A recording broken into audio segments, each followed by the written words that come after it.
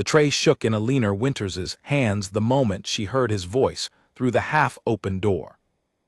"I would rather marry a stranger than sit through one more evening with a woman chosen for me," Alexander Ashford said, his tone sharp enough to cut glass. "Bring me any woman from the street, Mother, and I promise you the marriage will last longer than anything you arrange." Alina stood frozen in the corridor outside the study, the porcelain cups on her tray trembling against their saucers. She had been at Ashford Manor for exactly 6 hours. She did not know the layout of the halls yet, did not know which doors led to which rooms, and she certainly did not know that the door she had just passed belonged to the Duke's private study. She only knew that she needed to deliver tea to the drawing room, and that she had taken a wrong turn somewhere near the east staircase. Now she stood rooted to the spot, her heart hammering, listening to a conversation she had no right to hear. Inside the study, the Dowager Duchess Margaret Ashford pressed her hands together and studied her son with the patience of a woman who had faced this argument many times before. "You say that now, Alexander, but you know nothing of hardship. A stranger would ruin you. A stranger would have no understanding of what it means to run an estate like this one, to manage a household, to carry the name Ashford with dignity. And Lady Pembroke understands it better, does she?" Alexander's voice rose. "She understands nothing beyond her own reflection in a mirror. Every woman you have paraded before me these past 2 years has cared more for my title than for anything I might actually think or feel. I am tired of it, Mother, tired to the bone. You are the Duke of Ashford. You do not have the luxury of being tired of duty. Then let duty find someone else to torment." Alexander ran a hand through his dark hair, pacing before the tall windows that overlooked the gardens. "I mean what I said. I would rather choose a stranger, someone with no interest in my title, no scheme in her heart, than continue this parade of ambition dressed up as courtship." Outside the door, Alina's breath caught. She knew she should move. She knew that standing here, listening, was dangerous for a new servant who had barely unpacked her single trunk of belongings. If anyone found her eavesdropping on the Duke's private conversation, she would be dismissed before her first week ended, and dismissal was not something her family could afford. Not now. Not after everything that had happened to them. She took a careful step backward, then another, and turned to hurry down the corridor in the direction she hoped led to the servants' stairs. Her mind raced faster than her feet. She had never seen the Duke of Ashford up close, not once in her life, though she had heard his name spoken with a mixture of admiration and pity throughout the county. Admiration because he was young, wealthy, and unmarried. Pity because everyone seemed to agree that his mother would not rest until she had matched him with someone from the right family, whether he wished it or not. Alina found the narrow servants' staircase at last and descended quickly, her shoes tapping against the worn stone steps. When she reached the kitchen, the housekeeper, a stern but not unkind woman named Mrs. Dawson, looked up from her ledger with a raised eyebrow. "You took your time," Mrs. Dawson said. "The drawing room does not serve itself, girl." "I apologize," Alina said quickly, setting the tray down and straightening the cups that had rattled during her hurried walk. "I lost my way. The house is larger than I expected." Mrs. Dawson's expression softened only slightly.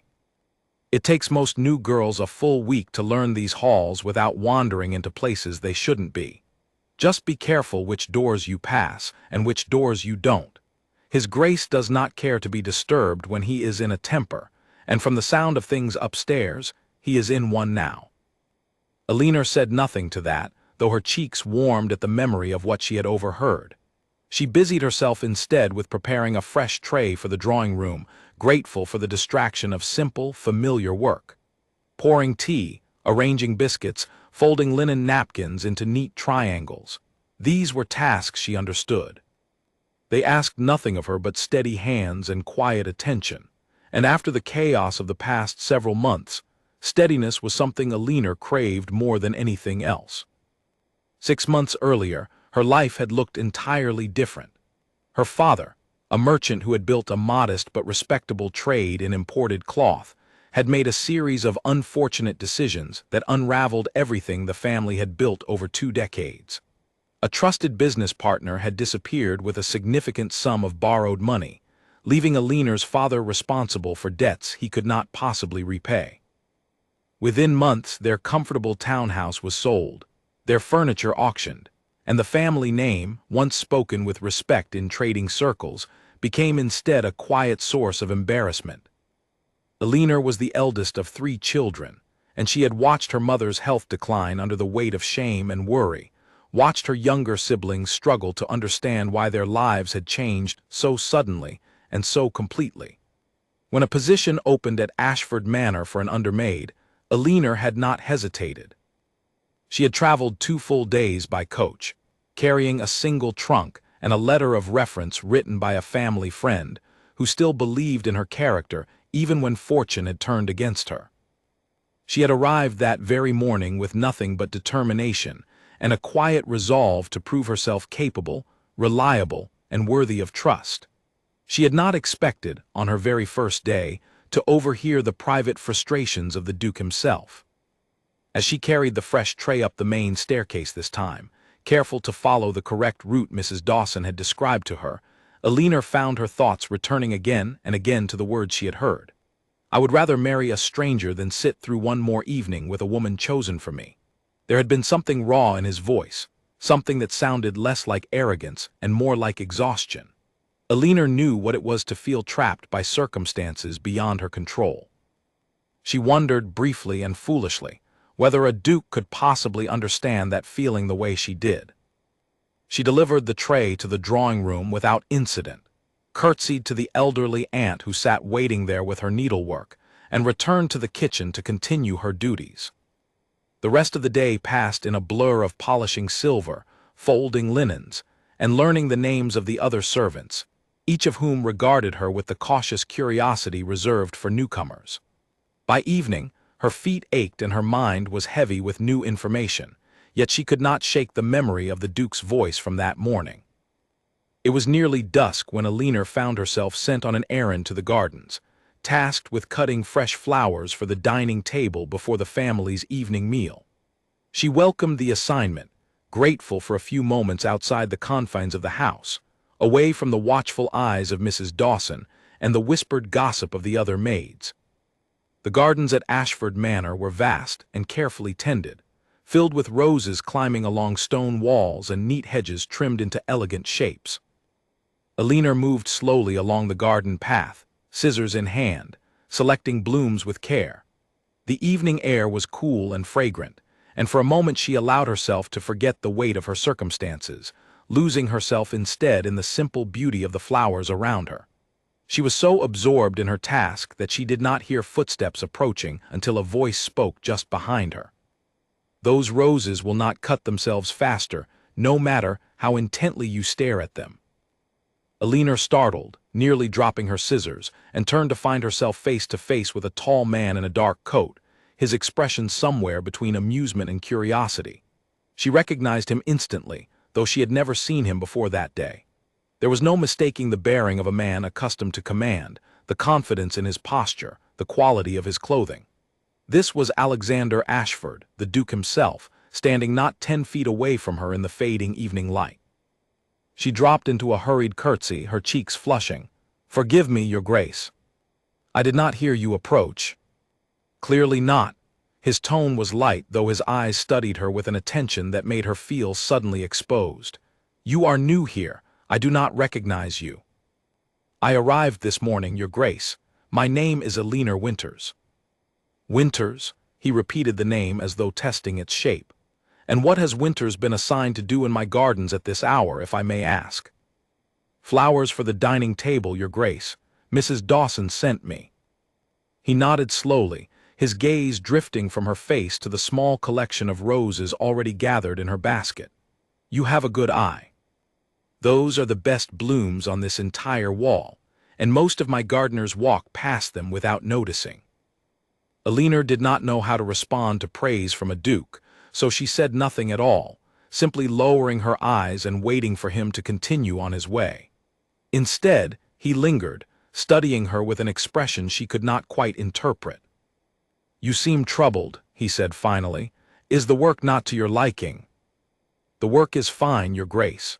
She hesitated, then added, because honesty seemed safer than pretense, "I am only tired. It has been a long day of learning a new house."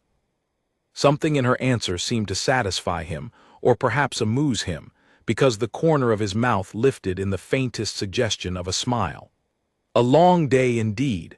I confess mine has not been much better." He glanced back toward the house, where lamplight was beginning to glow in the windows. "Enjoy the evening air while you can, Miss Winters. It grows scarce once the season turns." He inclined his head, the closest thing to a farewell she supposed a duke might offer a servant, and walked on down the garden path, his hands clasped behind his back, his shoulders carrying a weight she recognized but could not name. Alina remained standing among the roses long after he had gone, her heart beating with a strange and unfamiliar rhythm. She told herself it was simply the shock of speaking directly with the master of the house on her very first day. She told herself it meant nothing at all, that dukes spoke to servants all the time without any significance attached to the exchange. Yet she could not quite convince herself of that, not when she still remembered the words she had overheard that morning, and not when she found herself wondering, against all reason, what it might be like to be seen by a man like Alexander Ashford as something other than a servant carrying a tray.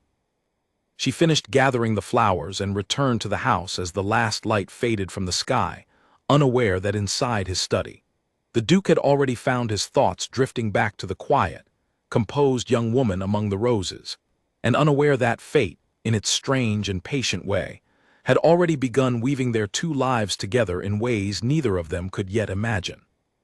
That night, as Alina lay on her narrow bed in the small room she shared with two other maids, listening to the soft breathing of her roommates and the distant sound of wind against the windows, she found herself thinking not of her family's troubles, nor of the long list of chores waiting for her the next morning, but of a single sentence spoken in anger and frustration behind a closed study door. "I would rather marry a stranger." She turned the words over in her mind again and again, unable to explain why they refused to leave her, unable to guess that within the span of only a few short weeks, those very words would rise up out of the past and change the entire course of her life. For now she simply closed her eyes and let sleep take her, the scent of roses still clinging faintly to her hands, and somewhere above her, in the grand chambers of the house, the Duke of Ashford sat awake at his desk, staring at nothing in particular, wondering why a servant girl with tired eyes had managed to unsettle him more in 5 minutes than any of the polished ladies his mother had introduced to him in the past 2 years. Neither of them could have guessed, on that quiet evening among the roses, how close they already stood to a future neither had chosen, yet both would come to need. 3 weeks passed at Ashford Manor, and in that time Alina Winters learned the rhythms of the house the way one learns the notes of a familiar song. She rose before dawn to help light the fires, carried trays up and down staircases until her arms ached, and fell into bed each night too exhausted to dwell long on her worries. Yet despite the exhaustion, she found herself content in a way she had not expected. There was a quiet dignity in honest work, and Mrs. Dawson, though strict, had begun to soften toward her, praising her diligence when she thought Alina was not listening. What Alina had not expected was how often her path would cross with the Duke's. It began innocently enough. A few mornings after their first meeting in the garden, Alina was asked to deliver correspondence to the study, since the usual footman had taken ill. She knocked softly, was told to enter, and found Alexander seated behind a broad mahogany desk covered in papers, his sleeves rolled to the elbow, a look of concentration on his face that made him seem younger than she remembered. "Miss Winters," he said, glancing up with faint surprise, "I did not expect you." "Peters is unwell, Your Grace. I was asked to bring these in his place." She placed the small stack of letters on the edge of his desk and turned to leave, but his voice stopped her. "Tell me, Miss Winters, do you read?" The question caught her off guard. "Yes, Your Grace. My father believed strongly in education, for daughters as well as sons." "Then perhaps you can settle a small dispute." He held up a letter, his brow furrowed. "My steward insists this passage concerns the drainage of the eastern fields. yet I cannot make sense of half his handwriting. Would you humor me?" Elinor hesitated only a moment before stepping closer and glancing at the paper he offered.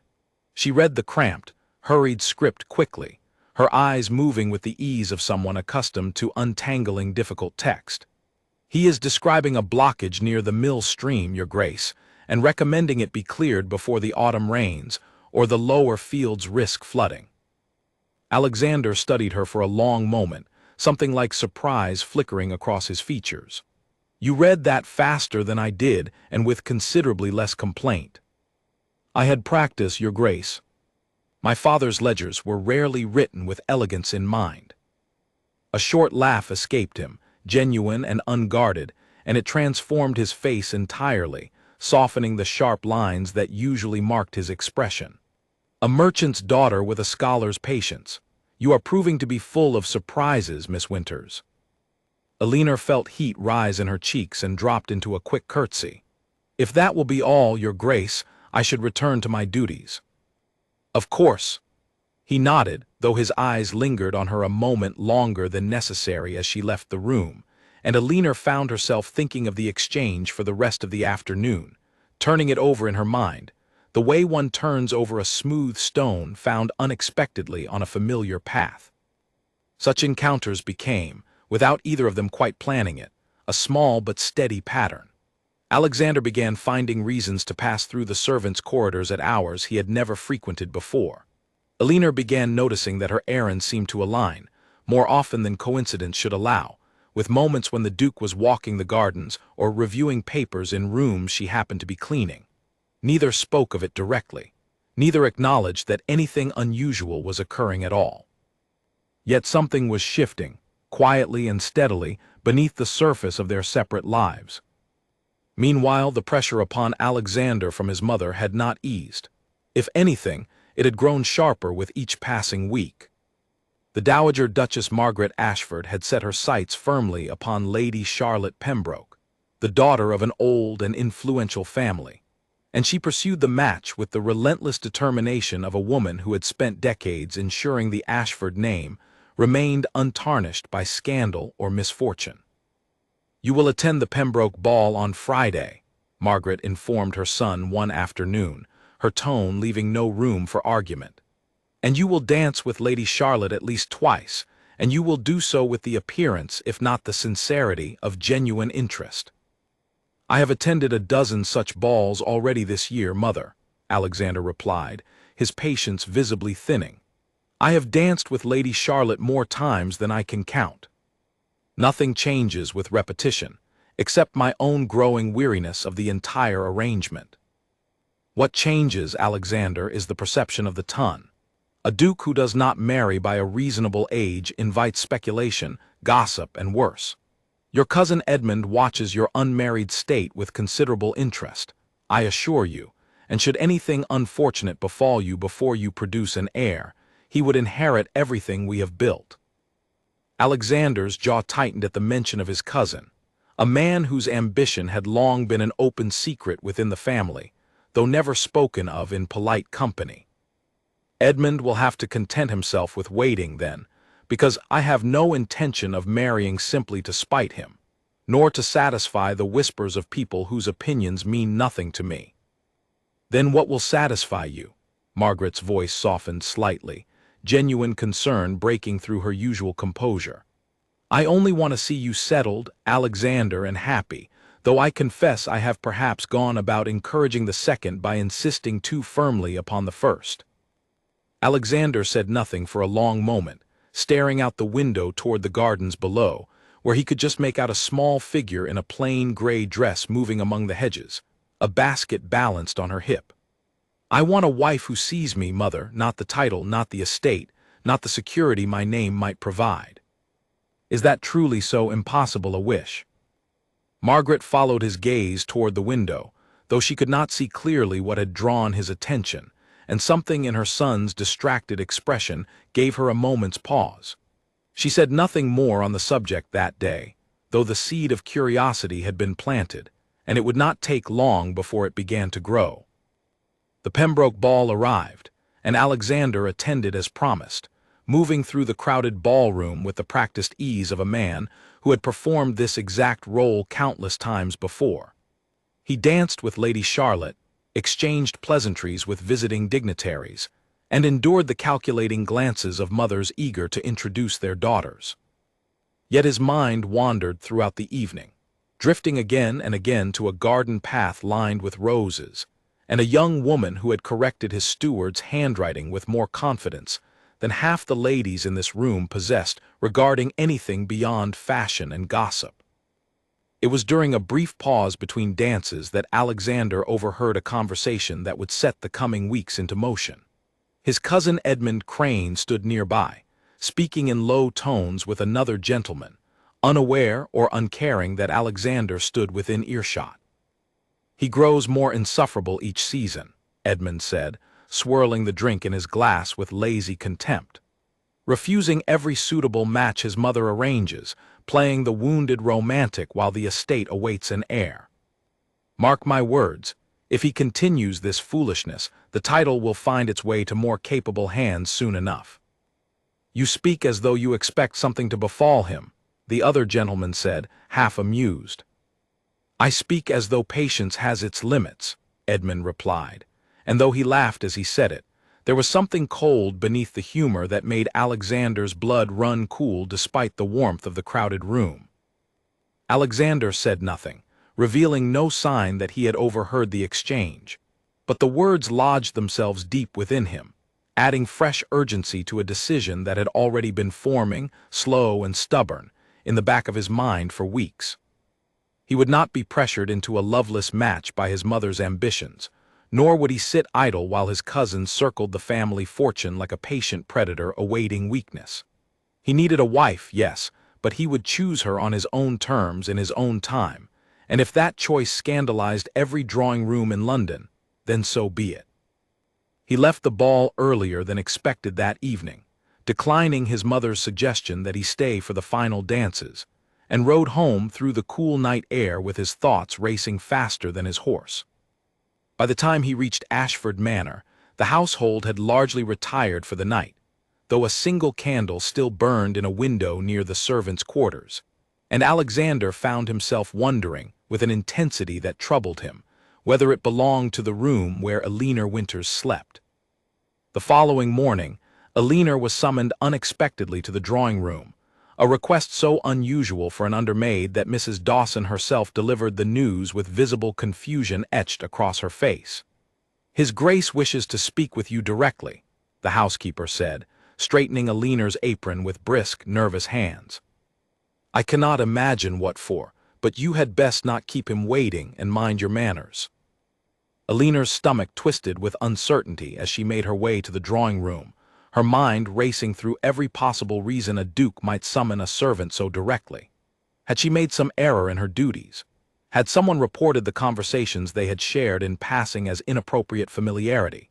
She smoothed her skirts nervously outside the door before entering, finding Alexander standing near the window, his expression unusually serious. "You wished to see me, Your Grace." "I did." He turned to face her fully, studying her with an intensity that made her want to look away, though something in his gaze held her still.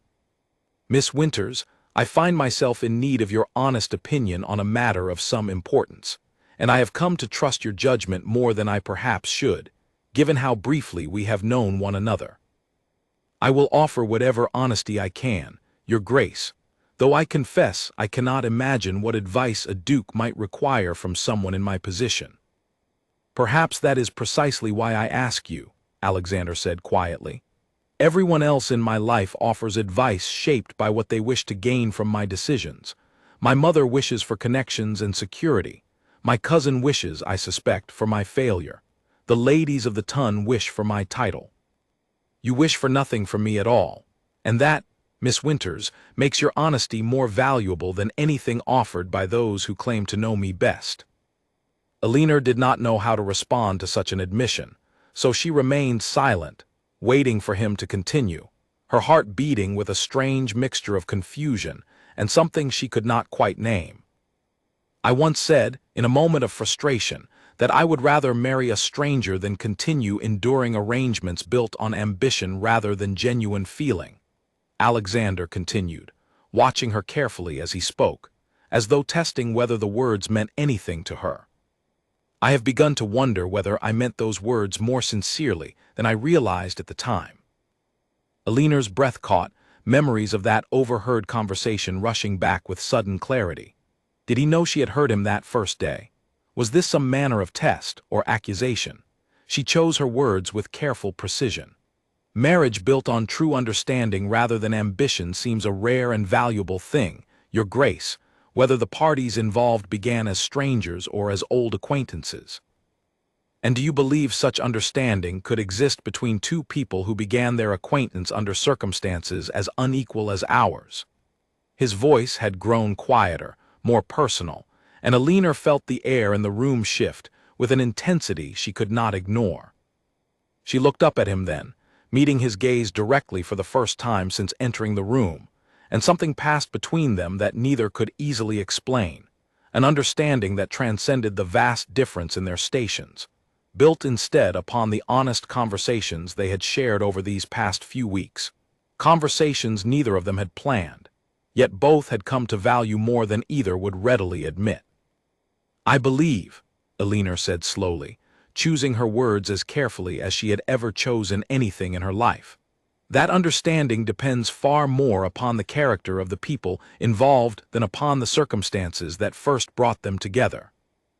Alexander's expression shifted, something like relief and resolve settling across his features simultaneously, and though neither of them spoke further on the matter that morning, both left the conversation carrying the unmistakable sense that something significant had shifted between them, a foundation quietly laid for whatever might come next, whether either of them was fully prepared for it or not. The letter arrived from the family solicitor on a gray Tuesday morning, and its contents struck Eleanor like a physical blow. She read it twice in the narrow servants' hallway, her hands trembling, before folding it carefully and tucking it into her apron pocket, unable to fully absorb the weight of what it described. Her father's remaining creditors, tired of waiting for payments that never seemed to arrive, had grown impatient. Unless a significant sum could be produced within the month, the family's modest rented rooms would be forfeited entirely, leaving her mother and younger siblings with nowhere to go. Eleanor's wages, meager as they were, could not possibly cover such a debt. She spent the remainder of the day moving through her duties in a fog, scarcely registering the tasks her hands performed out of habit alone, her mind consumed with calculations that never balanced no matter how many times she reworked them. She had written to her mother weekly since arriving at Ashford Manor, sending whatever coin she could spare, but it had never been enough, and now the gap between what her family needed and what she could provide yawned wider than ever. It was during this dark and anxious week that Alexander's decision, one that had been quietly forming since the night of the Pembroke ball, finally crystallized into action. He had not stopped thinking of his conversation with Eleanor in the drawing room, nor of the words his cousin Edmund had spoken with such cold ambition. The two threads had woven together in his mind until they formed a single, undeniable conclusion.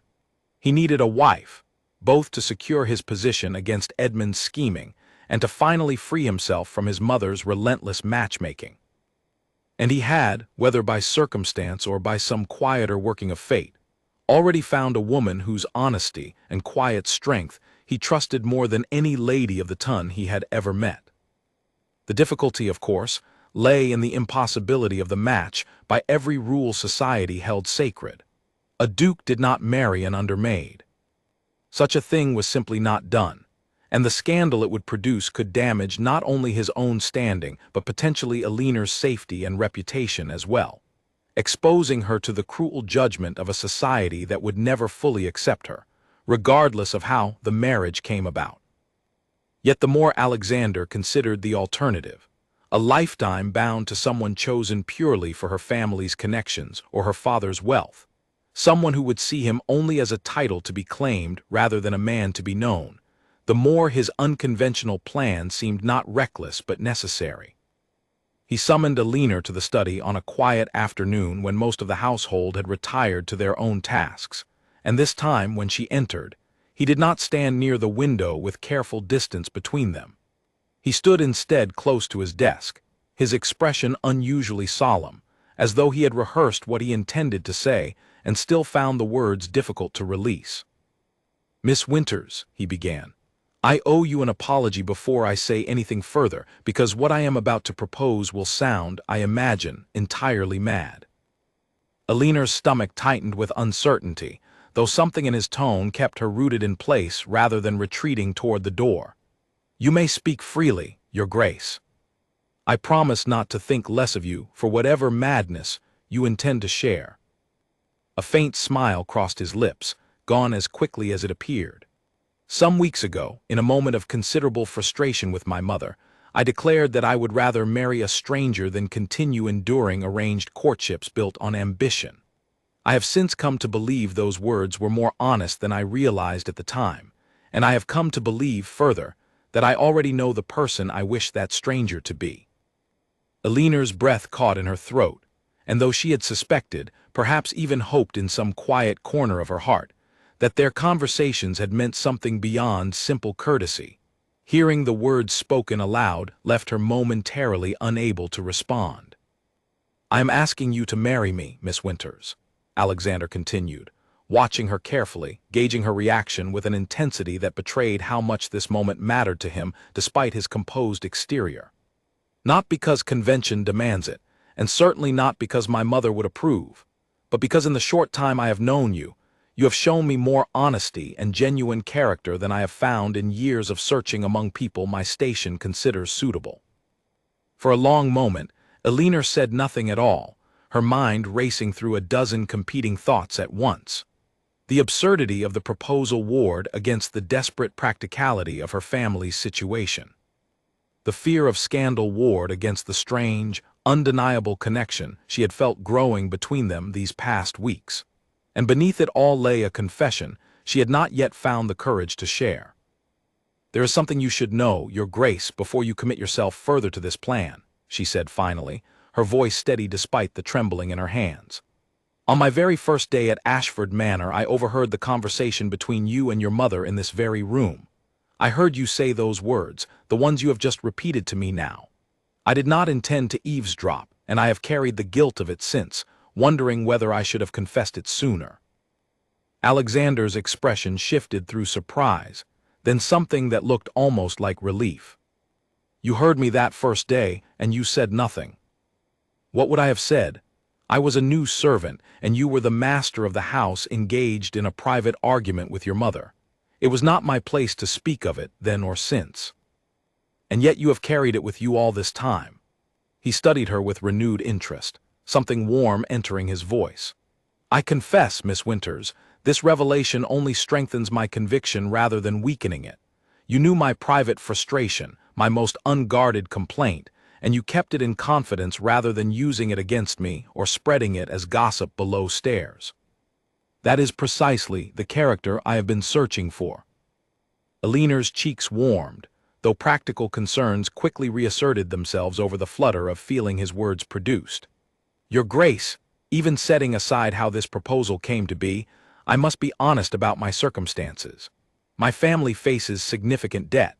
My father's business failed disastrously, and unless funds are found soon, my mother and younger siblings will lose even the small rooms they currently occupy. I would not have you enter this arrangement believing I bring nothing but complications to your name." "Then let me be equally honest in return," Alexander said. "I bring my own complications. My cousin circles this estate like a vulture awaiting my failure. My mother will likely be furious beyond measure, and society will speak of nothing else for months once the news becomes known. If we are to weigh complications against each other, Miss Winters, I believe we might find ourselves rather evenly matched." Despite the gravity of the moment, a small, surprised laugh escaped Aliner, the tension in her shoulders easing slightly for the first time since the conversation began. "You make a persuasive argument, Your Grace, for a proposal built on such reckless foundations. I have had considerable practice arguing with my mother these past 2 years. Perhaps some small portion of that skill has finally proven useful. His expression grew serious again as he stepped closer, his voice lowering. I will not pretend this is a conventional courtship, Eleanor. I will not insult you with false declarations of a love I have not yet had time to fully discover. But I believe, given time and honesty between us, something genuine could grow from this beginning, more genuine than anything I have found among the polished courtships my mother has arranged. And I can promise you this much without hesitation. Your family's debts will be settled the moment we are married, and your mother and siblings will want for nothing while I have breath in my body to prevent it. Eleanor stood in silence for a long moment, weighing the enormity of what he offered against the fear of a future built on such an unlikely foundation. She thought of her mother's worried letters, of her younger siblings facing an uncertain future, of the quiet dignity her father had lost along with his fortune. She thought, too, of the honest conversations she had shared with Alexander these past weeks, conversations that had felt, even then, like something rare and worth protecting. I will marry you, Your Grace, she said finally, her voice quiet but resolute. Not for the settling of my family's debts alone, though I will not pretend that consideration means nothing to me. I will marry you because in the short time I have known you, I have come to believe you are a man of genuine character, and because I believe, as you do, that something true might grow between two honest people, regardless of how unconventional their beginning. Relief and something warmer still passed across Alexander's face, and for a moment, the careful distance that had always existed between duke and servant dissolved entirely, replaced by the simple, human connection of two people who had found, against every expectation, a genuine understanding with one another. Then we are agreed, he said softly. Though I must warn you, Eleanor, the coming weeks will not be easy. My mother will not accept this decision without considerable resistance, and society will not welcome you gently. I will do everything within my power to shield you from the worst of it, but I cannot promise the path ahead will be free of difficulty. I have faced difficulty before, Your Grace, Eleanor replied, a note of quiet steel entering her voice. I do not frighten as easily as you might expect. Alexander smiled then, a genuine, unguarded smile that transformed his entire countenance, and Eleanor found herself smiling in return, the fear and uncertainty of the moment giving way, however briefly, to something that felt remarkably like hope. They spoke for a while longer that afternoon, discussing the practical matters that would need to be arranged, the timing of an announcement, the delicate task of informing the Dowager Duchess in a manner that might soften, even slightly, the inevitable shock and anger such news would produce. Alexander insisted that Eleanor need not continue her duties as a servant once their engagement became known, though Eleanor, ever practical, suggested it might be wiser to maintain appearances for a short while longer, allowing them time to prepare the household and the wider world for a transition that would otherwise arrive far too suddenly for anyone to properly absorb. As Eleanor left the study that evening and made her way back toward the servants' quarters, her mind buzzing with the enormity of what had just occurred, she caught her own reflection in a darkened window and paused, studying the familiar face staring back at her with something like disbelief. Only weeks ago, she had arrived at Ashford Manor as a desperate merchant's daughter seeking any position that might help her struggling family survive. Now she stood on the threshold of becoming a duchess, a transformation so sudden and so improbable that she half expected to wake and find the entire afternoon had been nothing more than an exhausted servant's daydream. Yet the letter still rested in her apron pocket, and the memory of Alexander's voice, sincere and unguarded, still echoed in her mind, and Eleanor understood, with a clarity that settled deep into her bones, that whatever challenges awaited her in the weeks and months ahead, she had made her choice with open eyes, and she intended to meet those challenges with every ounce of strength and dignity her family name had taught her to carry, regardless of how fortune had tested that name in recent months. Above her, in the grand chambers of the house, Alexander stood once more at his study window, watching the last light fade from the gardens below, his heart carrying a mixture of relief, anticipation, and a healthy measure of apprehension regarding the storm his decision was certain to unleash. Yet beneath all of it lay something steadier, something he had not felt in years of enduring calculated courtships and hollow social performances. He felt, for the first time in longer than he cared to admit, that he had made a choice entirely his own, guided not by duty or ambition, but by genuine trust in another person's character.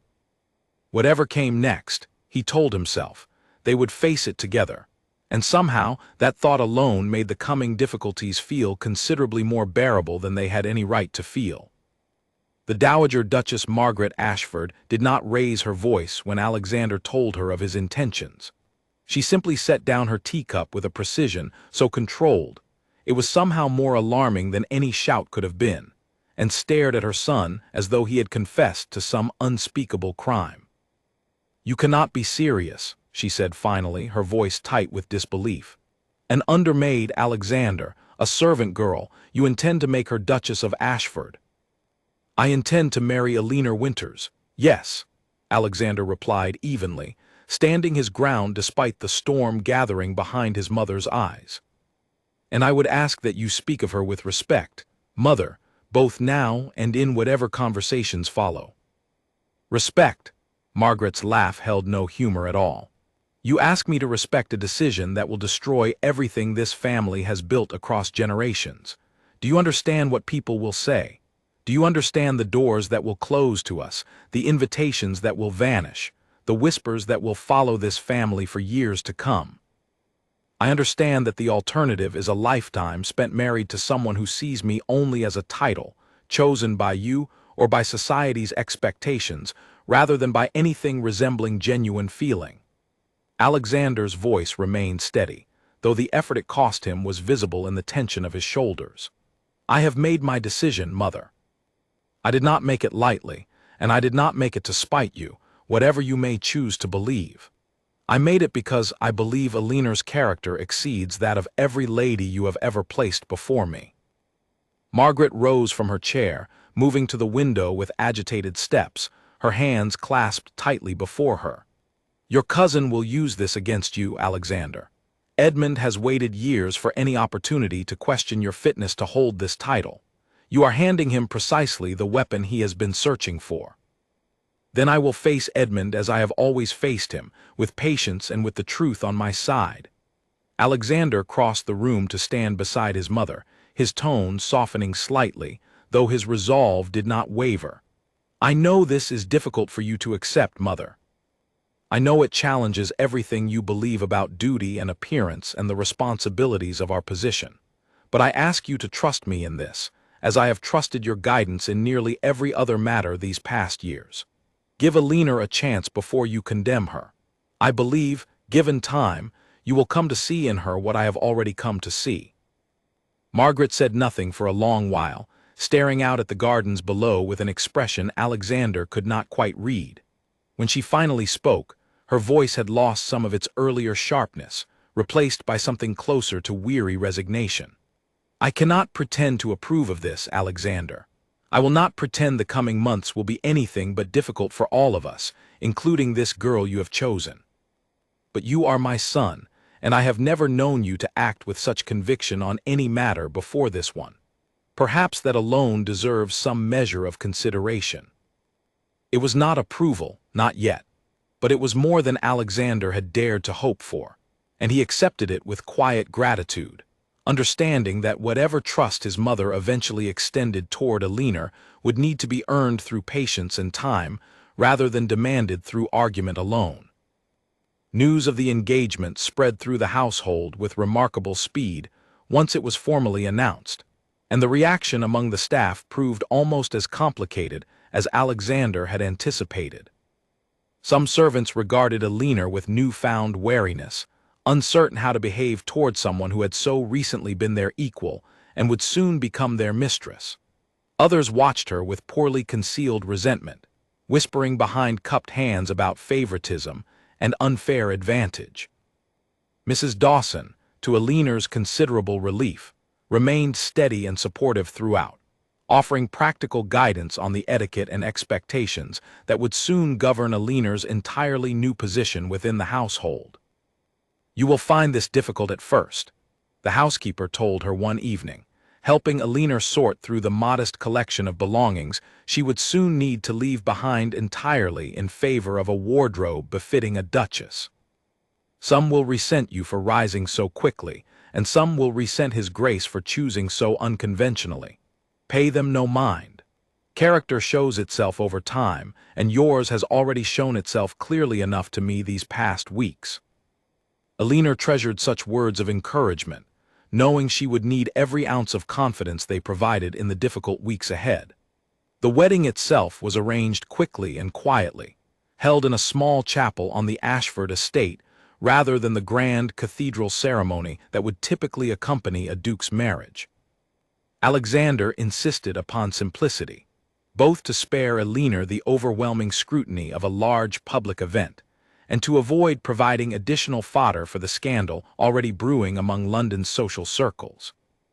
Alina's mother traveled to attend, though her younger siblings remained behind due to the expense and difficulty of the journey, and the joy and disbelief on her mother's face as she watched her eldest daughter exchange vows with a duke provided one of the few moments of unclouded happiness amid the tension surrounding the entire arrangement. "Your father would have been so proud," her mother whispered afterward, embracing Alina tightly. "Whatever difficulties lie ahead, know that you have already accomplished something none of us dared to hope for." The ceremony itself passed in something of a blur for Alina, the weight of the moment settling over her with a strange mixture of joy and disbelief, as she spoke her vows to a man she had known for barely 2 months, yet somehow felt she understood more deeply than anyone she had known for years. When Alexander slipped the ring onto her finger, his hand steady despite the significance of the moment, he met her eyes with an expression of such genuine warmth that Alina felt, for the first time since the whirlwind of events had begun, a settling certainty that she had made the right decision, regardless of whatever challenges society intended to place before them. That certainty was tested almost immediately. Word of the marriage reached London society within days, spreading through drawing rooms and dinner parties with the speed and intensity of wildfire. The Duke of Ashford, one of the most eligible and admired bachelors in the peerage, had married a servant girl, a merchant's disgraced daughter with no fortune, no connections, and no claim whatsoever to the position she now held. The scandal proved every bit as significant as Margaret had predicted, and the whispers followed Alina from the moment she first appeared in public as the new Duchess of Ashford. At her first formal event as Alexander's wife, a modest dinner party hosted by a family friend hoping to ease Alina gently into society, the whispers proved impossible to ignore entirely, no matter how determinedly Alina tried to maintain her composure. She overheard fragments of conversation as she moved through the crowded drawing room, cruel observations disguised as polite gossip, questions about her family's disgrace, speculation about what scheme or trickery she must have employed to secure such an advantageous match.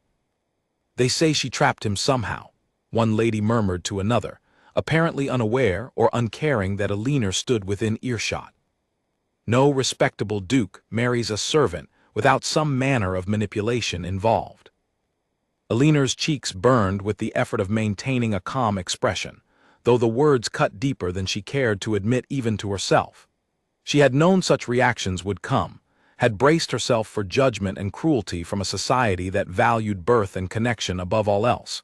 Yet hearing the accusations spoken so casually, so certainly, proved more painful than she had anticipated. Alexander, noticing her distress from across the room, made his way to her side with quiet urgency, offering his arm with a reassuring pressure that spoke more than words could have managed in that moment. "Ignore them," he said quietly, leaning close enough that only she could hear. "They know nothing of your character, Alina, and their opinions carry no weight beyond the small, petty world they have constructed for themselves." "It is easier to say ignore them than to actually manage it, Your Grace," Alina replied, attempting a smile that did not quite reach her eyes. "Then allow me to help you manage it," Alexander said, and to Alina's considerable surprise, he led her directly toward the small cluster of gossiping ladies. engaging them in conversation with a warmth and charm Alina had not previously witnessed from him in social settings. He spoke of Alina's education, her sharp intelligence, the quick wit that had first caught his attention, framing her not as a desperate opportunist, but as a woman of genuine substance whose company he had come to value above all others he had met during his years navigating London's marriage market. The ladies, caught off guard by the Duke's evident devotion, and clearly uncomfortable at having their gossip so directly confronted, offered flustered compliments and hasty retreats, and though Alina understood the underlying skepticism had not truly vanished, she appreciated the effort Alexander had made on her behalf, a small but meaningful demonstration of the partnership he had promised her from the very beginning of their unconventional arrangement. In the carriage on the journey home that evening, Alina turned to Alexander with genuine curiosity. "You did not need to defend me so publicly tonight. It would have been simpler, perhaps, to allow the gossip to run its course quietly." "Perhaps," Alexander acknowledged, "but I find I have little patience for cruelty disguised as polite conversation, particularly when it targets someone whose character far exceeds that of the people offering the criticism." He studied her for a moment in the dim light of the carriage. "You handled yourself with considerable grace tonight, Alina, despite the difficulty of the circumstances. I confess I am continually impressed by your composure." "Composure learned through necessity, your grace, rather than natural inclination," Alina admitted with a small, tired smile. "There have been many difficult moments these past months that required more grace than I felt I actually possessed." "Then perhaps that is the truest measure of character," Alexander said quietly, "not the absence of difficulty, but the ability to meet it with dignity regardless of how one feels beneath the surface." He reached across the carriage and took her hand gently in his own, a small gesture of solidarity that meant more to Alina than any grand declaration might have managed. "We will face many more evenings like tonight, I imagine, before society fully accepts our marriage. But I want you to know, Alina, that whatever difficulties arise, you will not face them alone. That much I can promise you with complete certainty." Alina squeezed his hand in return, grateful beyond words for the quiet reassurance his presence provided, and as the carriage rolled on through the darkened London streets toward Ashford Manor, she allowed herself, for the first time since the wedding, to believe that perhaps this improbable marriage, born from overheard frustration and desperate circumstance, might yet grow into something genuinely worth the difficulties it had already cost them both, and the difficulties that surely still lay ahead. The transition from servant to duchess proved far more demanding than Alina had anticipated, even accounting for the difficulties she had braced herself to face. Every day brought new lessons, new expectations, new small rules of etiquette she had never needed to learn during her years as a merchant's daughter or her brief weeks as an undermaid. A lady's companion named Charlotte Ainsworth was engaged to guide her through the intricacies of managing a grand household, the proper forms of address for visiting nobility, the delicate art of hosting dinners, and receiving callers with the poise expected of a duchess.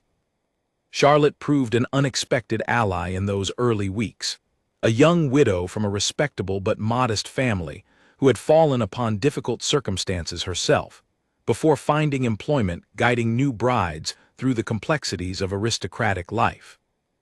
Unlike many who viewed Alina's rise with suspicion or resentment, Charlotte seemed genuinely to admire the courage it had taken to accept such an unconventional match, and she quickly became one of the few people within the household whom Alina felt she could speak with honestly. "You must stop apologizing for asking questions," Charlotte told her one afternoon, as they sat together reviewing the proper seating arrangements for an upcoming dinner party. "Every duchess before you learned these rules at some point in her life. The only difference is that most of them learned as children, surrounded by tutors who ensured they never felt foolish for not already knowing. You are learning as an adult, under considerably more scrutiny, and you are doing remarkably well despite that disadvantage." "It does not always feel that way," Alina admitted, rubbing her temples wearily after another long afternoon of memorizing the precise hierarchy of titles she would need to navigate at the coming event. Sometimes I feel as though I am performing a role in a play I never rehearsed, waiting for the audience to notice I do not truly belong. Everyone feels that way at first, whether they admit it or not, Charlotte said with a knowing smile. The difference between those who succeed and those who do not lies simply in persistence. Keep learning, keep asking, keep proving through your actions that you belong exactly where you now stand, and eventually the doubts, both yours and everyone else's, will begin to fade. Alina took the advice to heart, throwing herself into her new responsibilities with the same determined focus she had once applied to her duties as an undermaid. She studied etiquette manuals late into the evening, practiced the proper curtsy for greeting royalty until her legs ached, and memorized the complicated web of family connections and rivalries that governed London's social circles. Slowly, gradually, her confidence began to grow, and with it, the beginnings of genuine respect from at least some corners of the household that had initially regarded her with such wariness. The servants, in particular, proved surprisingly quick to warm toward her once they understood that Alina had no intention of forgetting where she had come from, nor of treating those who had once been her colleagues with the cold distance some newly elevated individuals adopted to distance themselves from their humbler origins.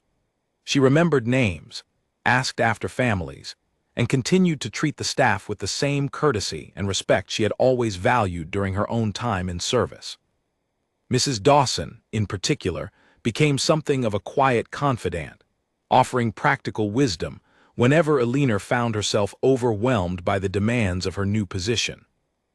"You have not changed as much as you might think," the housekeeper told her during one of their private conversations in the kitchen, a space Alina still found more comfortable than the grand, formal rooms of the house despite her elevated status. "Kindness does not disappear simply because circumstances change, and that is precisely why the staff here have come to respect you, even those who initially doubted whether you belonged among us at all." Alexander, too, noticed the change in his wife over those early months, watching with quiet pride as she navigated the considerable challenges of her new position with growing confidence and grace. He found himself increasingly drawn into her company, seeking her counsel on matters both large and small, discovering in the process that his initial assessment of her character had, if anything, understated the depth of intelligence and integrity she possessed. Their marriage, born from convenience and desperate circumstance, began slowly to deepen into something Alexander had scarcely dared to hope for during those difficult early conversations with his mother. Evenings that had once felt obligatory, shared meals conducted with polite but distant conversation, gradually transformed into genuine exchanges, discussions that stretched late into the night as they debated politics, literature, and the management of the estate with an ease and openness neither had expected to find in a marriage arranged under such unusual circumstances. "I confess," Alexander told her one evening as they sat together in the library, a fire crackling in the grate against the autumn chill, "when I first spoke those reckless words to my mother, declaring I would rather marry a stranger, I never imagined the stranger in question would prove more capable of managing this estate's correspondence than half the stewards I have employed over the years."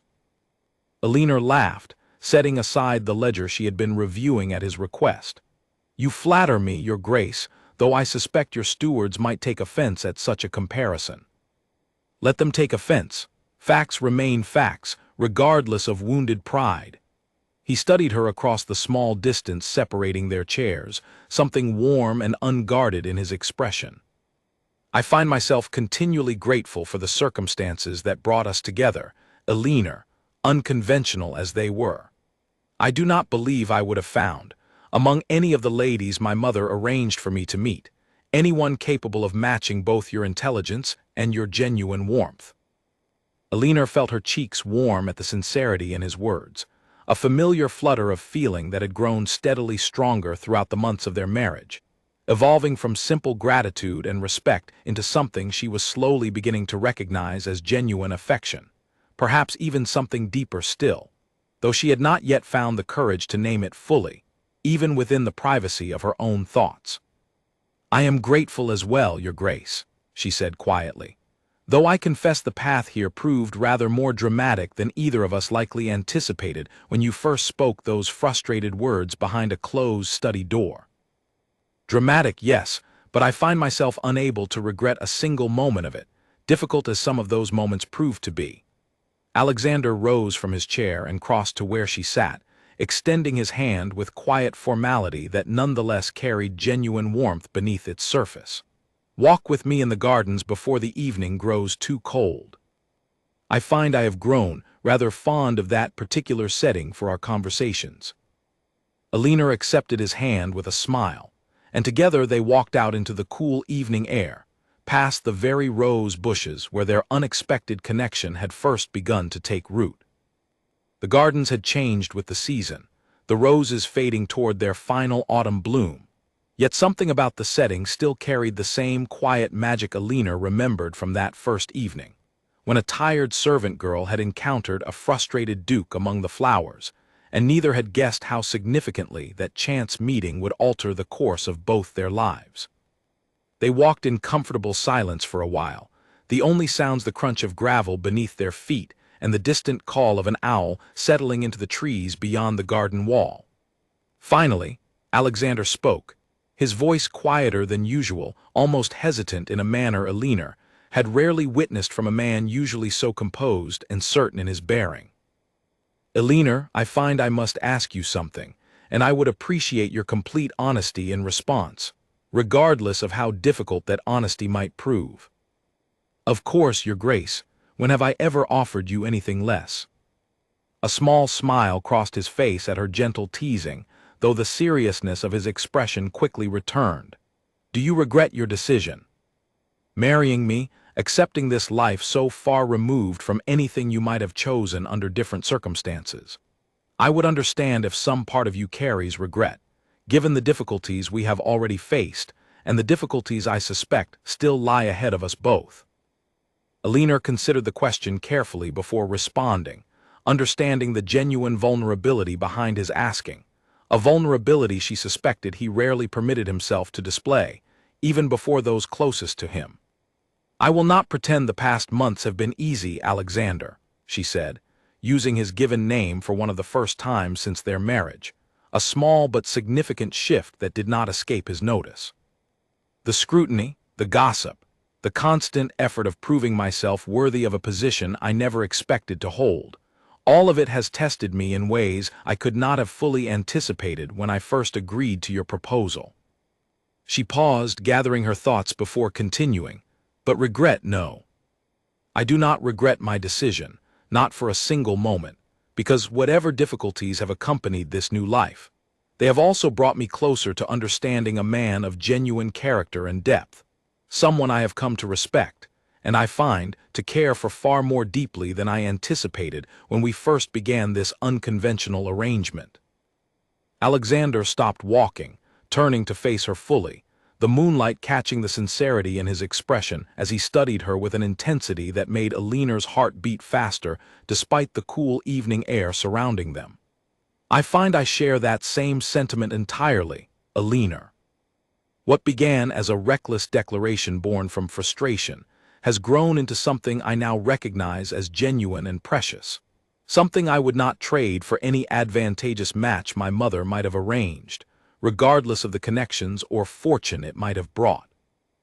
Standing together in the quiet garden, surrounded by the fading beauty of the autumn roses, Alina felt the last remnants of doubt and uncertainty that had lingered since their hasty wedding finally began to dissolve, replaced by a growing certainty that whatever challenges still awaited them, they would face those challenges as genuine partners, bound not merely by the vows they had spoken in that small chapel, but by a deepening bond of trust and affection that neither of them had expected. Yet both had come to treasure more than either could have imagined possible only a few short months earlier. The invitation arrived on a crisp morning in early winter, delivered by a footman along with the usual stack of correspondence, and Alina recognized the elegant script immediately as belonging to Lady Charlotte Pembroke, the very woman Margaret had once hoped Alexander would marry. The invitation requested Alina's presence at a small gathering of ladies, ostensibly to discuss charitable work for the local orphanage, though Elinor suspected the true purpose ran considerably deeper than simple philanthropy. "You need not attend if you feel uncertain about it," Alexander told her over breakfast, watching her study the invitation with a thoughtful frown. "Lady Pembroke has never fully forgiven me for choosing you over her, and I would not blame you for wishing to avoid her company entirely." "On the contrary," Elinor replied, setting the invitation aside with quiet determination. "I believe it is precisely the sort of gathering I should attend. Avoiding those who doubt me only confirms their doubts, whereas facing them directly might, in time, prove otherwise." Alexander studied his wife with evident admiration, though concern still lingered in his expression. "Your courage continues to impress me, Elinor, though I would ask you to send word immediately should the gathering prove more hostile than charitable." The gathering, held in Lady Pembroke's elegant drawing-room, proved every bit as challenging as Elinor had anticipated, though she had prepared herself thoroughly for whatever difficulties might arise.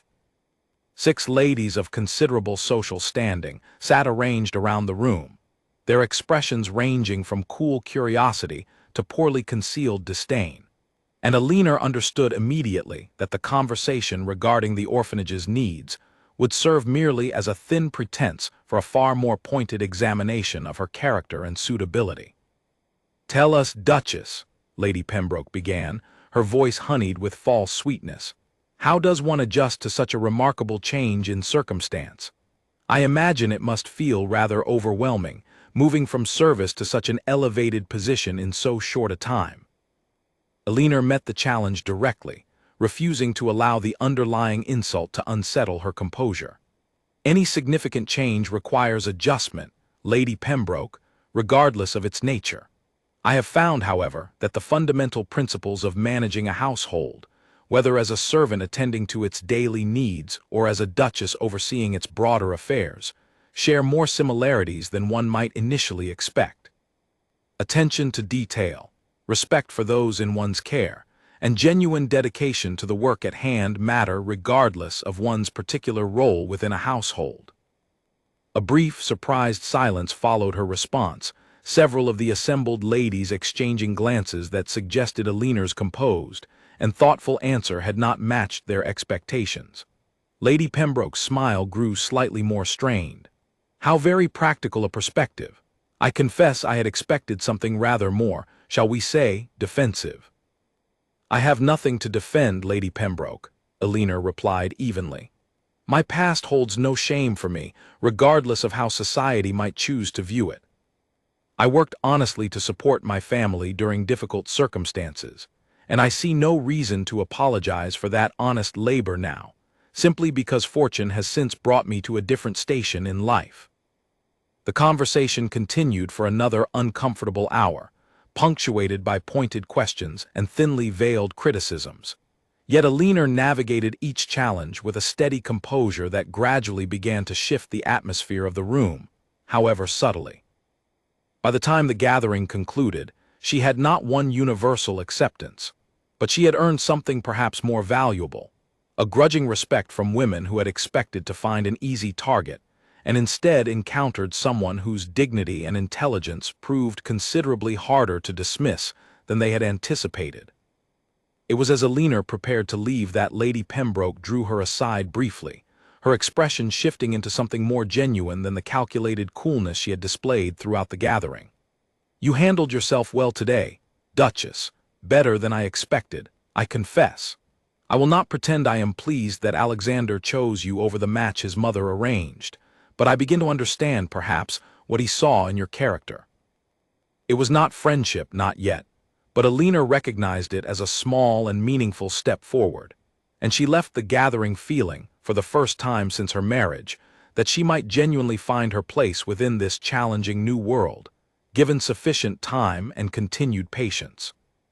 That sense of cautious progress was shattered only days later, when Alexander received an urgent summons from his mother regarding a matter she described only as requiring immediate discussion.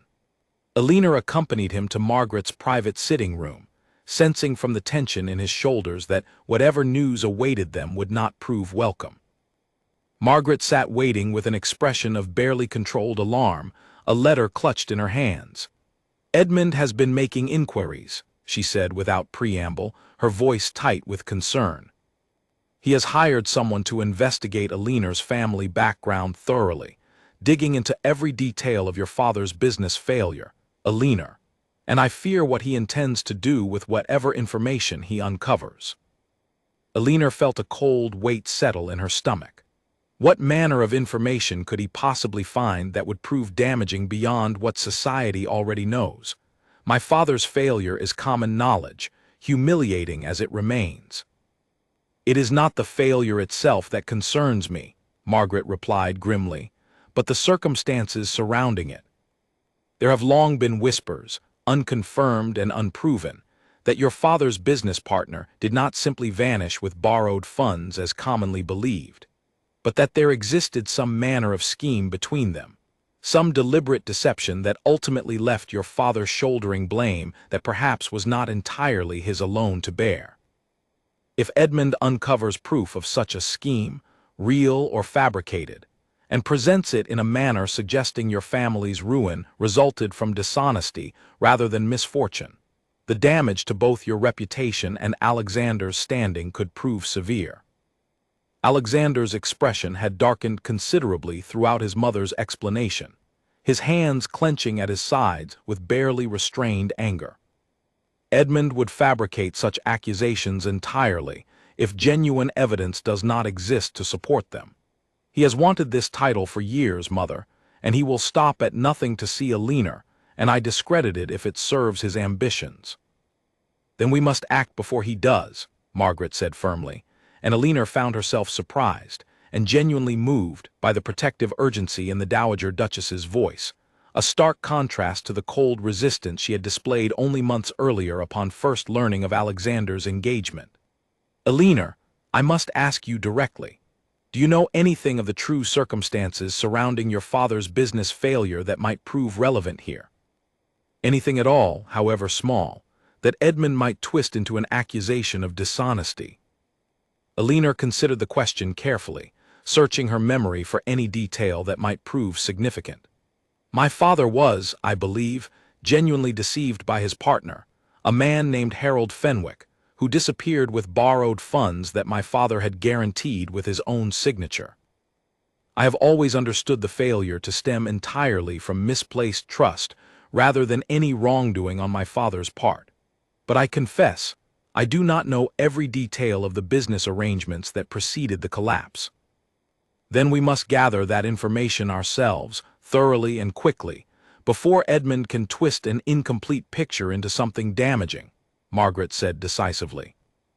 "I have connections who can investigate the matter properly, and if your father's innocence can be firmly established, we can present the truth before Edmund has any opportunity to distort it." Over the following days, Aliner watched with growing gratitude as Margaret threw herself into the investigation with unexpected determination, employing her considerable connections to trace the movements and dealings of the vanished business partner, gathering testimony from other merchants who had dealt with him, slowly assembling a picture that painted Aliner's father not as a willing participant in fraud, but as an unwitting victim of a carefully constructed deception. "You did not need to involve yourself so deeply in this matter," Aliner told Margaret one evening, as the Dowager Duchess reviewed the latest findings her investigators had uncovered. "I know this situation has caused you considerable difficulty already, given your initial reservations about our marriage." Margaret set aside the papers she had been reviewing, studying Aliner with an expression that had softened considerably since their earlier, more contentious conversations. "I will admit, Aliner, that I resisted this marriage with every argument I could muster when Alexander first informed me of his intentions. I believed, genuinely, that he was making a grave error, one that would damage this family beyond repair. But I have watched you these past months, watched how you have handled every challenge placed before you with grace and genuine strength, and I find my earlier assessment requires considerable revision." She paused, choosing her next words with evident care. "You are family now, Aliner, whatever reservations I may have once held regarding the circumstances of your marriage, and family protects its own, regardless of past disagreements. I will not allow Edmund to destroy what you and Alexander have built together, not while I retain any influence to prevent it. Alina felt tears prick at the corners of her eyes, moved beyond words by this unexpected declaration from a woman who had initially seemed so firmly opposed to her presence within the family. "Thank you, Your Grace. I confess I did not expect to find such an ally in you, given how our acquaintance began. Circumstances change, Alina, and so do people, given sufficient reason to reconsider their assumptions." Margaret's expression grew serious once more. "Now, let us continue our work. Edmund will not wait patiently for us to prepare our defense, and we must be ready to counter whatever accusations he intends to level against your father's memory and your own reputation." The investigation continued with renewed urgency over the following week, and as evidence mounted confirming Alina's father's innocence in the matter of Harold Fenwick's deception, a growing sense of cautious optimism began to settle over the household, even as the looming confrontation with Edmund Crane drew steadily, inevitably closer. Edmund Crane made his move at a grand winter ball hosted by one of London's most prominent families. Choosing the setting deliberately, Alina understood immediately, to ensure the largest possible audience for whatever accusations he intended to unleash. She felt the tension the moment they arrived, sensing something coiled and watchful in the air, though she could not yet identify its precise source. She found her answer soon enough. Edmund approached them midway through the evening, a calculated smile fixed upon his face, flanked by two associates whose presence Alina suspected served merely to ensure witnesses to whatever confrontation he had planned. "Cousin," Edmund said smoothly, addressing Alexander with false warmth, "and the lovely Duchess. I confess I have been eager to speak with you both regarding some rather interesting information that has recently come to my attention." "Whatever you intend to say, Edmund, I suggest you consider carefully before proceeding," Alexander replied, his voice carrying a warning edge that Alina had rarely heard from him before. "Oh, I have considered it most carefully, I assure you." Edmund's smile widened, cold and satisfied. "It concerns your wife's father, cousin, and the rather unfortunate circumstances of his business failure. I have gathered considerable evidence suggesting the collapse resulted not from simple misfortune, as commonly believed, but from a deliberate scheme in which your father-in-law played a rather more active and dishonest role than has previously been acknowledged." Several nearby guests had begun to notice the tense exchange, drawing closer with the particular attentiveness reserved for potential scandal, and Alina felt the weight of dozens of curious eyes settling upon her as Edmund continued his calculated attack. "I have documentation, correspondence between your father and his so-called business partner, that suggests a far more coordinated scheme than the innocent deception your wife has apparently led this family to believe." Alina's heart pounded, though she forced herself to maintain outward composure, remembering the weeks of careful investigation Margaret had conducted, the evidence they had gathered establishing her father's genuine innocence in the matter. "I would be most interested to see this documentation you claim to possess, Mr. Crane," she said, her voice steady despite the anxiety churning beneath the surface. Genuine evidence, properly examined, tends to reveal truth rather than obscure it, and I have complete confidence in what such examination would reveal regarding my father's character. Edmund's confident expression flickered slightly, evidently unprepared for such a direct and composed response, rather than the flustered denial he had likely anticipated. "The documentation exists, Duchess, and I assure you it paints a considerably less flattering picture than the one you have presented to society." "Then let us examine it together, publicly right now," Alexander interjected, stepping forward with quiet authority. "If you possess genuine evidence, Edmund, I welcome its examination. But I suspect what you actually possess is a carefully constructed narrative built from incomplete information, designed to damage my wife's reputation rather than reveal any actual truth." A murmur rippled through the gathered crowd, and Alina watched as Edmund's composure began to crack under the unexpected confidence of their response. "I have letters," Edmund insisted, though his voice had lost some of its earlier certainty. "Letters between your father and Harold Fenwick discussing the arrangement of certain funds, in a manner that suggests full awareness of the scheme. Letters that my mother's investigators have already thoroughly examined, Edmund," Alexander said, and now it was his turn to smile, though his expression carried none of Edmund's earlier malice, only quiet satisfaction. "Letters that, when properly understood in their full context, reveal Harold Fenwick as the sole architect of a deception that deliberately misled my father-in-law regarding the true nature of certain financial arrangements. We possess testimony from 3 separate merchants who dealt directly with Fenwick, each confirming his pattern of deceiving trusting partners across multiple failed ventures, not merely the one involving Alina's father." Margaret stepped forward at that moment, having arrived at the ball only shortly before this confrontation began, drawn by advance warning from a sympathetic acquaintance who had overheard Edmund's plans. "I have the complete findings here, Edmund, gathered over the past several weeks, specifically, in anticipation of exactly this sort of attempt to malign my daughter-in-law's family through selective and misleading presentation of incomplete evidence." She produced a folder of documents, holding it up for the gathered crowd to observe. "I would be delighted to share these findings with anyone present who wishes to understand the true circumstances surrounding this unfortunate business failure, circumstances that reflect considerably better upon Alina's father than upon the man who deceived him so thoroughly." Edmund's face had drained of color, the confident smile entirely vanished now, replaced by something closer to panic as he realized his carefully planned confrontation had collapsed entirely under the weight of evidence he had clearly not anticipated his opponents possessing. "This is absurd," he sputtered, casting a desperate glance toward his associates, who had begun to edge away from the increasingly uncomfortable scene. "I have my own sources, my own information. Sources that appear considerably less thorough than our own investigation, cousin," Alexander said, his voice carrying clearly across the now silent surrounding crowd. "I would suggest, Edmund, that you consider very carefully the wisdom of continuing to pursue this particular line of attack, given how thoroughly it has already unraveled before witnesses to your own accusations." The crowd's attention, once fixed upon Alina with curious anticipation of scandal, had shifted entirely.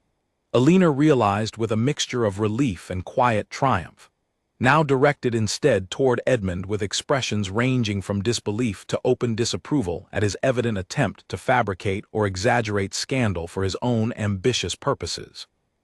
"This is not finished," Edmund said finally, his voice tight with barely contained fury and humiliation, before turning and pushing his way through the crowd, his associates hurrying after him, leaving behind a scene of stunned silence that gradually gave way to a rising tide of whispered conversation among the assembled guests. Alexander turned to Alina immediately, his expression softening with concern despite the public triumph they had just achieved. "Are you well? That could not have been an easy thing to endure, regardless of how thoroughly we had prepared to counter it." "I am well," Alina said, and found, somewhat to her own surprise, that she meant it entirely. "Frightened, perhaps, in the moment itself, but grateful beyond words for the preparation you and your mother undertook on my behalf. I do not believe I could have faced that confrontation alone." "You will never need to face such things alone," Alexander replied firmly, taking her hand with quiet but unmistakable affection, uncaring who among the watching crowd might observe the gesture. "That much I promised you from the beginning, and it remains as true now as it did then." Margaret joined them then, her expression carrying a mixture of exhaustion and satisfaction at the successful defense of her daughter-in-law's reputation. "Well," she said, allowing herself a small, tired smile, "I believe that particular threat has been sufficiently neutralized, at least for the time being. Edmund will not soon forget the humiliation of tonight's failed scheme, though I suspect it will only deepen his resentment, rather than teaching him the wisdom of abandoning his ambitions entirely." Then we shall face whatever future schemes he devises as we have faced this one, Alexander said, together and thoroughly prepared.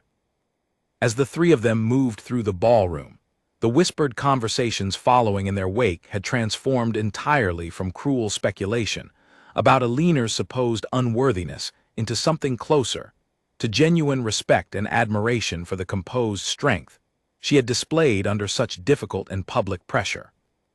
Several ladies who had previously regarded her with cold suspicion now approached with genuine warmth, offering congratulations on her successful defense against Edmund's clearly malicious scheming. And Aline understood, with growing certainty, that this difficult evening had ultimately accomplished more toward her acceptance within society than months of careful, quiet effort might have managed on their own. Later that evening, as their carriage rolled homeward through the quiet London streets, Aline leaned against Alexander's shoulder, exhausted but deeply relieved by how thoroughly the evening's threatened scandal had ultimately transformed into vindication instead. "I confess," she murmured, "I never imagined my marriage would involve quite so much drama and public confrontation." Alexander laughed softly, pressing a gentle kiss to the top of her head. "Nor did I, if I am entirely honest. But I find, looking back upon everything we have faced together these past months, that I would not trade a single moment of it, difficult as some of those moments have proven, for the quiet, predictable life I might have led with any other match my mother could have arranged." Aline smiled against his shoulder, feeling, for the first time since their unconventional marriage had begun, a genuine and settled peace regarding the choice they had both made, however unexpectedly it had come to pass. Spring arrived at Ashford Manor with a gentleness that seemed, to Aline, almost symbolic of the changes that had settled over her life during the months since her hasty and unconventional marriage.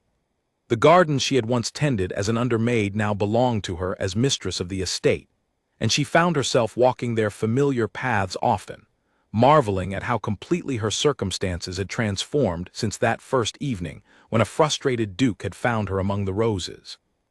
The scandal surrounding her marriage had not vanished entirely, for such things rarely disappeared completely from society's collective memory, but it had faded considerably, softened by the passage of time and further diminished by the public humiliation Edmund Crane had suffered following his failed attempt to discredit her family's reputation. Edmund himself had grown notably quieter in the months since that confrontation at the winter ball, his ambitions apparently tempered, at least for the present, by the thorough and public failure of his scheme. Margaret had become, to Aline's continued surprise and gratitude, one of her most steadfast allies within London society, defending her daughter-in-law's character with a fierce loyalty that few who had witnessed the Dowager Duchess's initial resistance to the marriage could have predicted. Their relationship had evolved from cautious tolerance into genuine affection, built through months of shared challenges and Margaret's growing recognition of the strength and dignity Aline brought to a position she had once believed entirely unsuited to a merchant's disgraced daughter.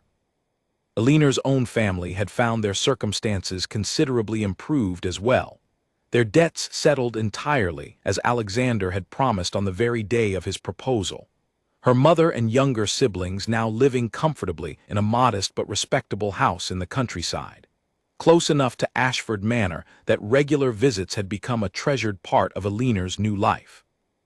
Her mother, in particular, delighted in these visits, marveling still at the remarkable transformation of her daughter's circumstances, though she never failed to remind Aline that character, not fortune, remained the true measure of a person's worth, a lesson Aline had carried with her throughout every challenge her new position had presented.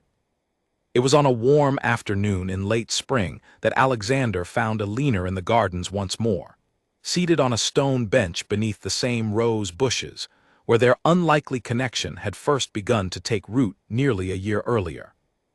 He settled beside her, taking her hand in his with the easy familiarity of a husband who had grown to treasure such quiet moments together, moments that had become increasingly precious amid the ongoing demands of managing a great estate and navigating the complex expectations of their social position. "You seem thoughtful today," Alexander observed, studying his wife's contemplative expression. I was thinking of how far we have come since that first evening, Alina admitted, gesturing toward the roses surrounding them. A frightened new servant and a frustrated duke, neither of us imagining what fate had planned for us both. Fate, or perhaps simply a fortunate coincidence of timing and temperament, Alexander said with a small smile. Though I confess I have come to believe rather firmly in fate's involvement, given how thoroughly unlikely our meeting proved, and how completely it has transformed both our lives for the better. Alina leaned against him, content in a way she had never fully anticipated when she first arrived at Ashford Manor carrying nothing but a single trunk and a desperate hope of supporting her struggling family. I have been reflecting, too, on how much I have grown these past months, how much I have learned, not merely of etiquette and household management, but of my own strength and resilience, tested in ways I never expected to face.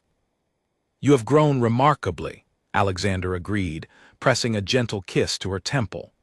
Though I would argue the strength and resilience were always present within you, Alina. The challenges we have faced together merely provided opportunity for that strength to reveal itself fully, both to society and, perhaps, to yourself as well. They sat together in comfortable silence for a while, watching the late afternoon sunlight filter through the garden's blooming roses, the very picture of a peaceful contentment that would have seemed impossible to imagine during those first tense weeks of their unconventional courtship and hasty marriage. I have a confession to make, Alexander said eventually, breaking the comfortable silence with a note of quiet seriousness that caught Alina's attention immediately. When I first spoke those reckless words to my mother, declaring I would rather marry a stranger than continue enduring arranged courtships, I spoke from frustration and exhaustion, never truly believing such a declaration might actually shape my future in any meaningful way. Yet somehow, impossibly, those careless words led me directly to you, and I find myself unable to imagine a life that unfolded any differently. Alina turned to face him fully, her heart swelling with emotion at the sincerity evident in his expression.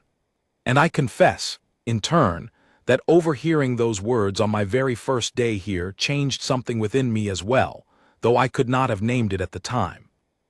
I did not understand then how deeply that overheard frustration would eventually intertwine with my own future, nor how grateful I would come to feel for the circumstances that brought us together, difficult and unconventional as they proved to be.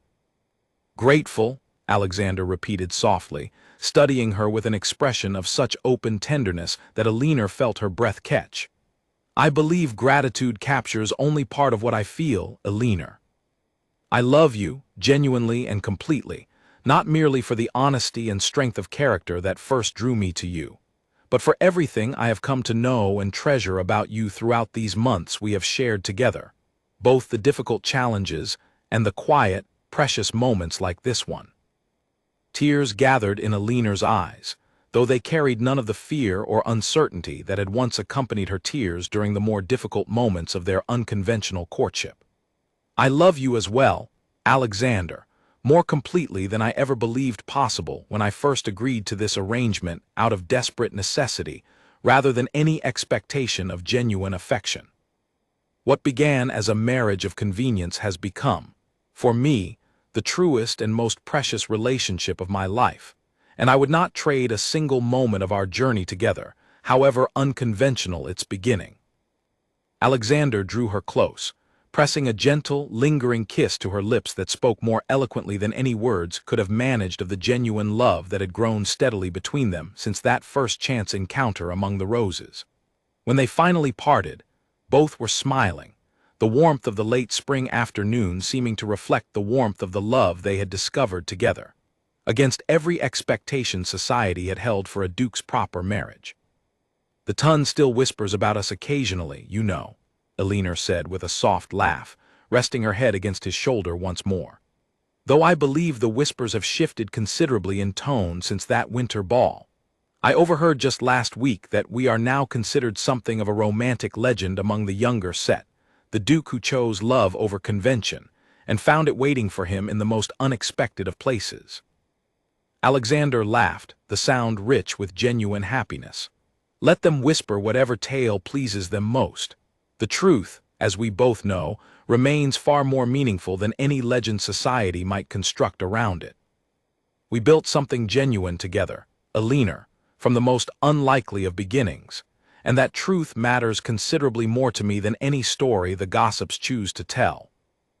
As the sun began its slow descent toward the horizon, painting the garden in warm shades of gold and amber, Alina and Alexander remained together among the roses, content in the knowledge that whatever challenges the future might still hold, they would face them as true partners, bound together not by the desperate circumstances that had first brought them to the altar, but by a genuine and deepening love that had grown, slowly and steadily, from the most unexpected foundation imaginable. A careless declaration overheard by chance had led, against every possible expectation, to a marriage that neither of them would trade for any other future, however conventional or advantageous society might have once considered such alternatives to be. The Duke who had once declared he would rather marry a stranger had found, in the end, that the stranger he had unknowingly chosen was never truly a stranger at all, but the very person best suited to understand and love him completely, waiting quietly nearby all along, ready to step forward the moment fate provided its unexpected opportunity. 2 years passed, and Ashford Manor rang with a sound it had not heard in generations, the laughter of a child running through its long corridors. Alina and Alexander's daughter, a bright-eyed girl named Charlotte after the friend who had guided Alina through her earliest and most uncertain days as Duchess, filled the great house with an energy that softened even its most formal rooms. Margaret, once so resistant to Alina's presence within the family, doted upon her granddaughter with an affection that surprised everyone who remembered the cold reception Alina herself had first received. Life had settled into a rhythm neither Alina nor Alexander could have predicted during those chaotic early weeks of their marriage, yet it was not without its own quiet trials. Managing a great estate required constant attention, and Alina had grown into her role with a thoroughness that impressed even the most skeptical of the household staff, taking a particular interest in the welfare of the tenant families who worked the Ashford lands, remembering keenly what it meant to face hardship without the safety of wealth or title to soften its blow. It was during a visit to one such tenant family, a widow struggling to manage her small farm after her husband's sudden passing, that Alina first encountered a young woman named Margaret Fenwick, whose surname struck an immediate and uncomfortable chord of recognition. Alina learned, through careful and gentle inquiry, that the young woman was indeed a distant relation of Harold Fenwick, the very man whose deception had once ruined Alina's father and nearly provided Edmund Crane with the weapon he sought to destroy her marriage.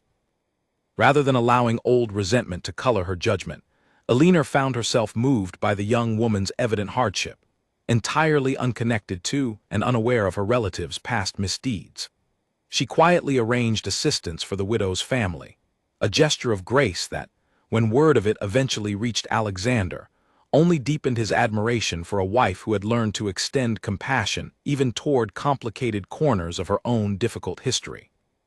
"You did not need to help them," Alexander told her that evening, watching her settle their daughter into bed with practiced tenderness. "No one would have faulted you for keeping your distance, given the family's connection to the man who caused your father such ruin." "Perhaps not," Alina replied softly, smoothing Charlotte's blankets before joining Alexander at the nursery door. "But holding onto old bitterness serves no purpose beyond poisoning one's own heart, Alexander. I learned that lesson through everything we faced together these past years. Better to extend kindness where it is needed than to carry resentment that accomplishes nothing beyond weighing down the one who carries it." Edmund Crane, for his part, had never fully recovered his standing within society following his public humiliation, and though he remained a distant, occasionally prickly presence at family gatherings, his ambitions toward the title had visibly diminished with each passing year, replaced gradually by a grudging, if still somewhat cool, acceptance of Alina's rightful place within the family. Time, it seemed, possessed a way of softening even the sharpest of old grievances, provided those involved remained willing to let genuine change take root. The greatest test of their marriage's enduring strength arrived not through scandal or scheming relatives, but through a quieter and more universal trial. When Charlotte fell seriously ill during her third winter, a fever that left physicians uncertain and both parents sleepless with worry for nearly a fortnight, Alina and Alexander discovered a depth of shared strength that surpassed even the trials of their unconventional courtship.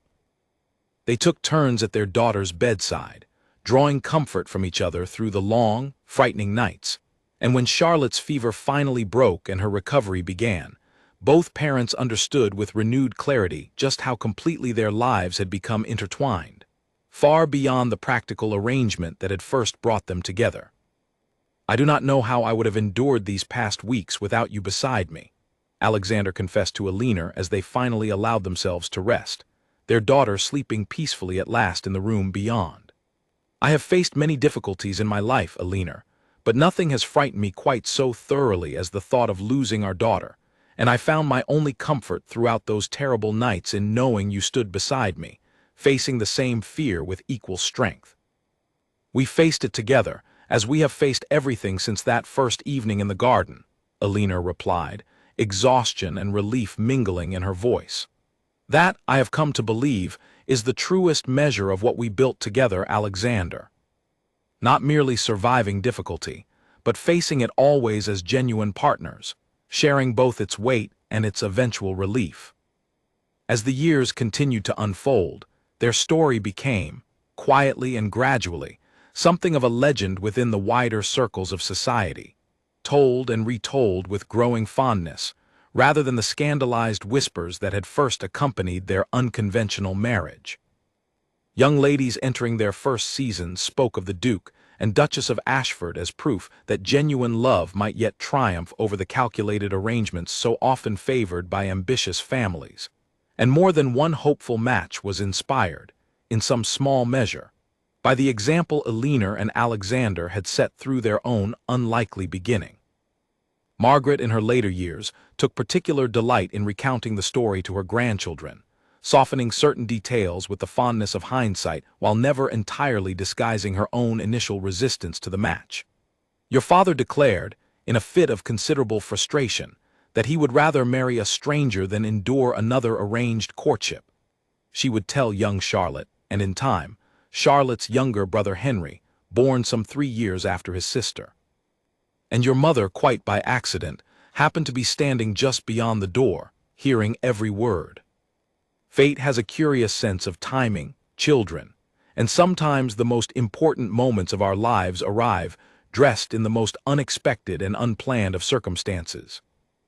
Alina herself often reflected, during quiet moments in the very gardens where her unlikely story had first begun, on how completely her life had transformed since that anxious first day at Ashford Manor. She thought sometimes of the frightened young woman who had arrived with nothing but a single trunk and a desperate hope of supporting her struggling family, and she felt, without exception, a deep and abiding gratitude for the strange chain of circumstances that had led her from that uncertain beginning to the genuine happiness she now called her life. The gardens themselves had changed little over the years, the roses blooming each spring with the same quiet beauty Alina remembered from that first fateful evening, though she herself had changed considerably, growing from a frightened servant into a confident duchess, respected throughout the county for both her wisdom and her genuine compassion toward those in need. Alexander, too, had grown alongside her, his early frustration and restlessness settling gradually into the contented steadiness of a man who had found, against every expectation his position had once seemed to promise, a marriage built on genuine understanding rather than calculated convenience. On the anniversary of their wedding each year, the couple returned to the small chapel where they had first exchanged their hurried but sincere vows, renewing not the formal words themselves, but the quiet private understanding that had grown steadily between them since that unconventional beginning. It became a tradition their children came to know well, a reminder that love, however unexpected its origin, could grow into something enduring and true, provided it was tended with the same care and honesty Alina and Alexander had brought to every challenge they faced together.